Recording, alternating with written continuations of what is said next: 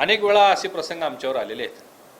तुम्ही बघितलं असेल 2019च्या निवडणुकीमध्ये माझा पराभव म्हणजे माझा घातच झाला. त्यावेळी मी सत्ताधारी पक्षाच्याकडून उमेदवार म्हणून उभा असताना माझा पराभव झाला, अमल माडिकांचा पराभव झाला, सम्राट माडिकांचा पराभव झाला, गोकुळ आमच्या ताब्यातून गेलं, विधान परिषद आमच्या ताब्यातून गेली.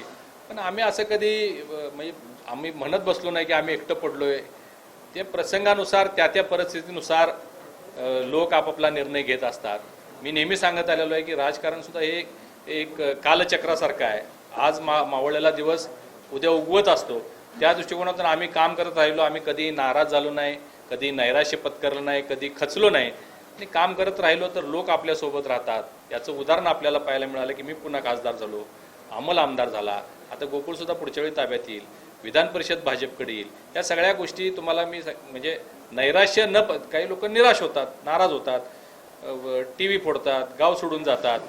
आम्ही तसं काही केलं नाही. आम्ही खंबीरपणानं उभा राहिलो म्हणून आम्ही पुन्हा या जिल्ह्यामध्ये आपल्या कार्यकर्त्यांना न्याय देण्यासाठी आम्ही त्यांच्या पाठीशी आता उभे राहतो. काय सल्ला द्याल? मी काय सल्ला तुम्हाला उद्या हेडिंग मिळाला TV फोडल्याला.